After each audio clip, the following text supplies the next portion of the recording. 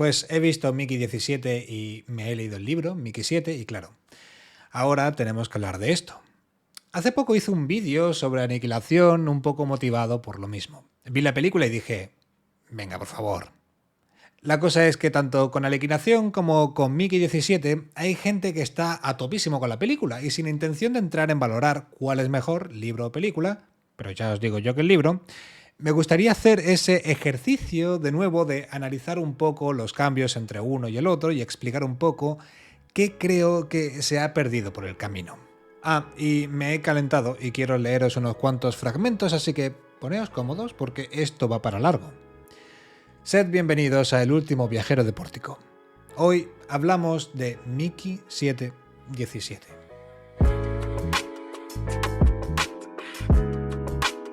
Antes de que se me olvide, va a haber todos los spoilers del mundo, pero yo creo que si has visto la película te puedo convencer para leer el libro con eso y con todo. Mickey 7 es la novela, escrita por Edward Ashton y publicada en 2022. Ashton lleva ya unos cuantos libros a sus espaldas y se está haciendo su hueco en esto de la ciencia ficción. Hay quien le compara con Andy Weir y puede entender por qué, aunque tienen sus diferencias, por supuesto. En 2025, este año, se estrenó la película, Mickey 17, dirigida por Bong Joon-ho, y con actores apenas conocidos en su elenco, tales como Robert Pattinson, Mark Ruffalo, Steven Yeun o Toni Collette. Por lo visto, al bueno de Bong le flipó la idea del libro y decidió hacer una interpretación del mismo. Que ya te digo yo que tengo mi opinión al respecto. Podemos volver a este punto al final del vídeo si queréis y me decís vosotros si esto cuenta como interpretación libre o como adaptación. ¿De qué va Mickey 7, Mickey 17? La idea es muy sencilla, pero desde el principio llama la atención. En las misiones espaciales de colonización hay un rol que se denomina prescindible. Una persona cuyo trabajo es básicamente morir porque se puede reimprimir, manteniendo recuerdos, conciencia, todo. La cosa es que se va a comer todos los marrones, todo lo que nadie quiere hacer o lo que se considera un desperdicio de equipo. La trama empieza cuando Mickey 717 no muere, pero se crea Mickey 818, convirtiéndose entonces en un múltiple y ahí se nos lía el tema. Cuando yo me estaba leyendo el libro me enteré de que iban a estrenar la película. Yo ya sabía que el libro se llamaba Mickey 7 porque seguimos a la copia de 7 de Mickey. Entonces cuando vi Mickey 17 dije, ¡ojo! ¿Habrá tomado nota Bong Joon-ho de mis quejas de por qué fue mala adaptación a Aniquilación y en vez de contarnos mal la historia de Mickey 7 ha decidido tomar la idea y contarnos la historia de la copia 17? Pues como ya te podrás imaginar, por eso de que esté haciendo el vídeo, no tomo notas.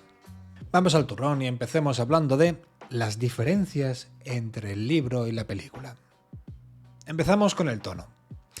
El libro de Edward Ashton tiene un tono que me ha encantado. Sin llegar a ser comedia, el sarcasmo y la resignación irónica que transmite Mickey encaja perfectamente con la idea de alguien que ha muerto ya demasiadas veces como para tomarse nada en serio. Creo que eso le da un ritmo ideal, siendo una lectura sencilla, aunque sin renunciar a algunos detallitos de ciencia ficción muy bien introducidos. Por otro lado, la maravillosa adaptación al cine opta por un enfoque más exagerado. El resultado me recuerda a las películas infantiles de los 90, que casualmente era cuando yo era infantil, personajes planos, líderes que son sociópatas caricaturescos para dejar claro que son malos y si hay problemas pues seguramente haya drogas involucradas. Como digo, el tono del libro me encanta y me gustaría leeros un fragmento del principio porque quiero que entendáis a qué me refiero con lo del tono del libro. Pero como es muy largo, porque me he calentado, os lo voy a leer al final del libro para que no os vayáis. Pero ya os digo que merece la pena. Va a ir al final del todo, el final. Así que no os olvidéis. Hablemos ahora de los personajes. Timo o Berto. Timo en la película, Berto en el libro.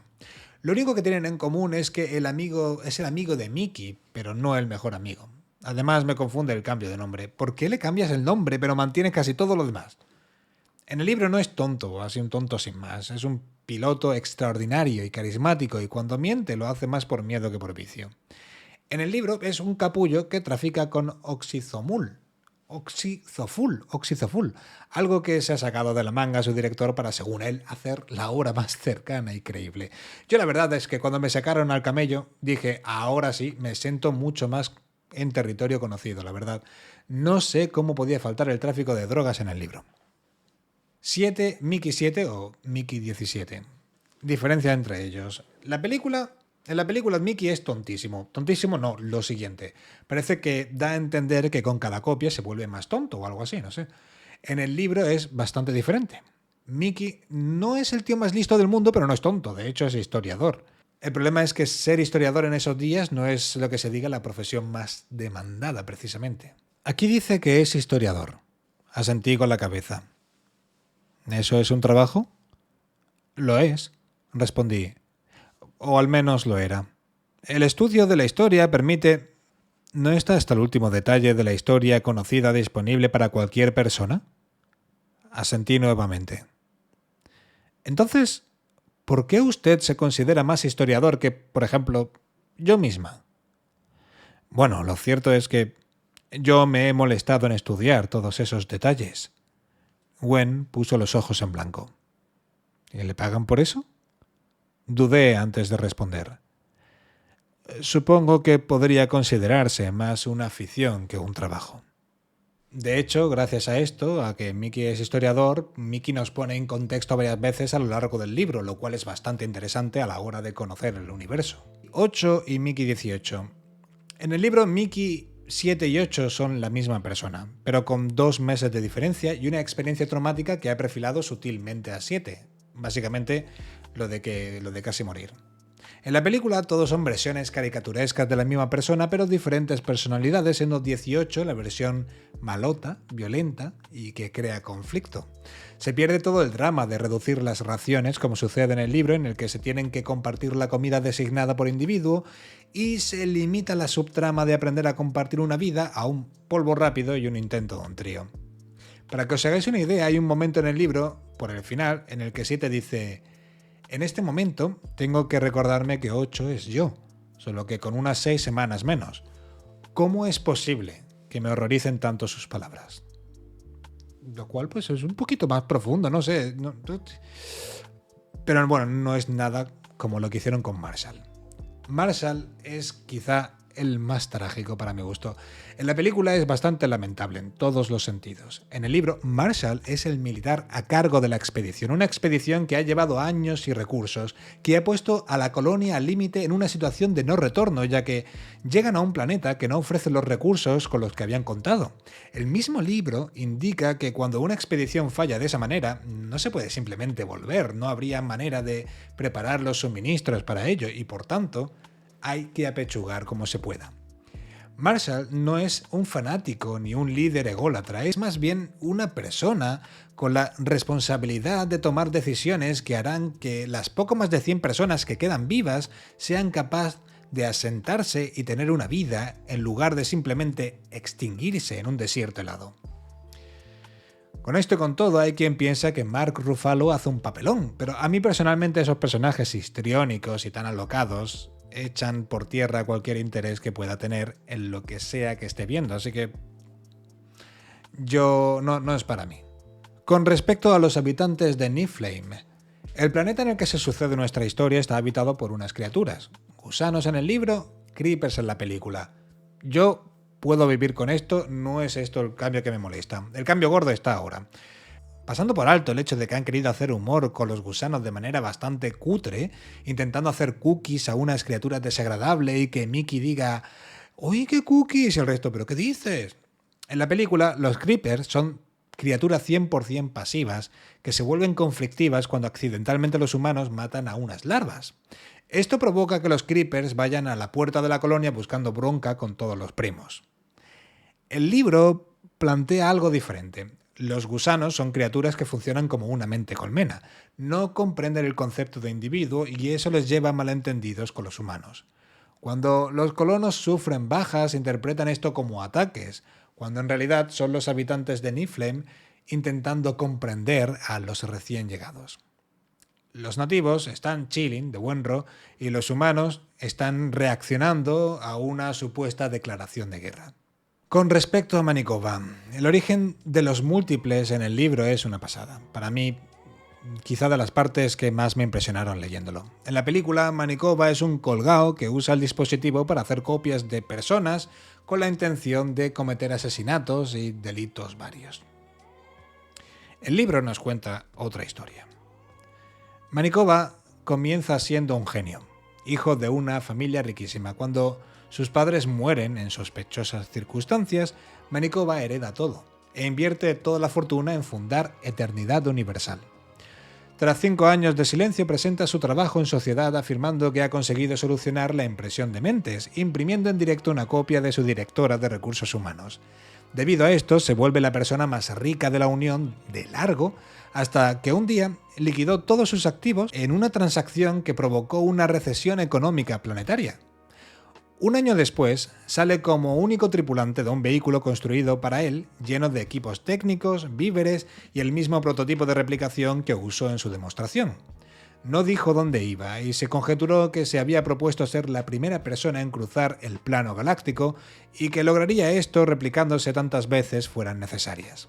Sin embargo, se instaló a 7 años luz de Edén, en Gault, una colonia sin el respaldo del gobierno de Edén, con el principio fundamental de libertad total y autosuficiencia. Tras ganarse el aprecio de sus habitantes, Manitoba empezó a replicarse a sí mismo de forma obsesiva. Para cuando los habitantes de Gault se dieron cuenta de que estaba desapareciendo gente, ya había un Manitoba por cada 20 gaultienses. Cuando quisieron responder, la mayoría de la población del planeta eran copias de Manitoba, y lo único que pudieron hacer para defenderse fue informar a Edén del jaleo que tenían allí montado. Recordemos que Edén está a 7 años luz, más 2 años que estuvieron deliberando cómo manejar la situación, hasta que decidieron que nuestro protagonista era un potencial riesgo para el resto de planetas y se lanzó la primera y única expedición militar interestelar de la Unión. 4 años después de que llegase el mensaje, Edén envió Justicia de Edén, una nave colonizadora con 200 personas y media docena de bombarderos orbitales y muchísimas bombas nucleares. La idea era llegar a órbita, contactar y ver qué plan tenía Manitoba. Aquí os leo el resto porque está genial. Seguramente ya has detectado los defectos del plan. En primer lugar, cuando la nave de Edén llegó a Gault, Manitoba había tenido casi 18 años para consolidar su dominio sobre el sistema, crear más copias de sí mismo y atrincherarse. En segundo lugar, pasar desapercibida no era una opción para la Justicia de Edén. El resplandor de una nave espacial al desacelerar es visible desde una distancia de 1 año luz y no hay manera de ocultarlo. En tercer lugar, y seguramente esto sea lo más importante, Alan Manitoba no era de esa clase de personas que se quedan esperando a que la guerra vaya a ellos. Todos estos factores fueron decisivos para que la batalla de Gault durara alrededor de 12 segundos.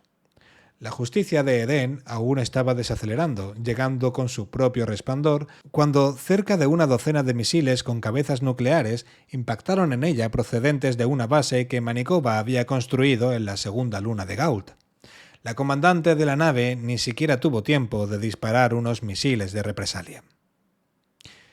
Sin embargo, una colonia mucho más joven, lejos de casa, sí se tomó el mensaje de advertencia en serio y no se lo pensó.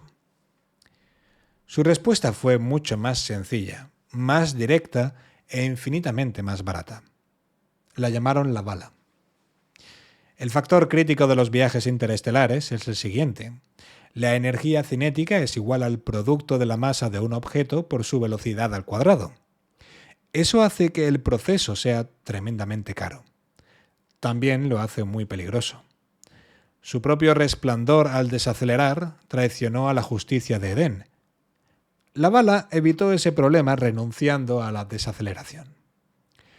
Cuando un objeto se mueve a una velocidad de 0,97 c, como lo hacía la bala cuando impactó en Gault, 3 meses después de la destrucción de la Justicia de Edén, no necesita tener un gran tamaño para resquebrajar el planeta como si fuera la cáscara de un huevo.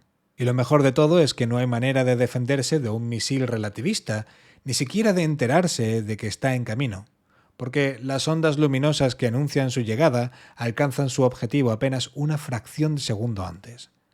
La bala liberó en el ecosistema de Gault la energía equivalente a 200.000 bombas nucleares en un lapso de un picosegundo. No te recuperas de una cosa así. Como demuestra el hecho de que estamos esforzándonos tanto para salir adelante en Niflheim, no hay tantos planetas habitables esperándonos ahí fuera. Convertir uno de ellos en una bola de escoria líquida está ampliamente considerado el mayor crimen en la historia de la Unión. Nadie reprocha a Lejos de Casa lo que hicieron. La culpa fue de Manikova. Y desde entonces, en la mayor parte de los lugares de la Unión, es mejor que la gente piense de ti que eres un secuestrador de niños o un coleccionista de cabezas humanas que un múltiple. Pero por lo que sea, Bong Joon-ho decidió que era mejor representar a Manikova como un friki que usaba la clonación para tener coartada y fregar platos mientras cometía crímenes. Por lo visto, Bong Joon-ho desaconsejaba a los actores de la película que leyesen el libro original, para no influenciarse porque según él, su película era una interpretación libre de la obra. No sé, ¿tenemos que revisar qué es una interpretación? Es decir, es verdad que ha cambiado muchas cosas, pero solo para hacerlas más sencillas que el mecanismo de un chupete y para que los personajes tengan la misma profundidad que los habitantes de Lazy Town. No sé, cuando tomas todo, los protagonistas principales, el mundo, el planteamiento de la trama, el contexto, a lo mejor estoy solo aquí, pero a lo mejor estás adaptando. Mal, porque lo haces tomando decisiones cuestionables, pero es una adaptación. Yo entiendo, entonces, que pidas a los actores que no lean el libro cuando tomas esta clase de decisiones. Interpretaciones: Blade Runner, La maldición de Hill House, incluso La maldición de Bly Manor, donde toman la atmósfera, el concepto y luego ya hacen un poco lo que sea con eso. Por supuesto, el final, cuando te has inventado todo por el camino, no te puedes ceñir al guión original, especialmente cuando lo que has ido construyendo no tiene unos cimientos firmes como para poder cerrar una trama medianamente interesante. La película se cierra bien, pero nada interesante, así que no me voy a meter en ello. Sé que Bong Joon-ho es un director súper aclamado y aunque no he visto toda su filmografía, sí que tiene películas que me encantan como Memories of Murder, pero creo que ha pinchado con esta adaptación. Decidme vosotros si os ha gustado. Y si habéis leído el libro, decidme por qué os ha gustado más que el libro. Y si no estáis de acuerdo conmigo, que imagino que muchos no lo estaréis, quiero conoceros un poco más, así que dejadme vuestra opinión aquí. Yo ahora me voy a poner cómodo y voy a leeros lo que os prometí. La entrevista de Mickey antes de hacerse prescindible. El momento en el que dije, sí, este libro me lo voy a leer. Así que yo, lo que tengo que decir, ya lo he dicho, lo dejo aquí. Ahora os voy a leer y muchas gracias por estar ahí. Espero que no se os haya hecho muy larga la espera, pero bueno, me he comprado cositas. Me he comprado cositas nuevas, creo que voy a hacer más contenido. No quiero prometer nada, voy a leer. Dejadme en paz. Chao.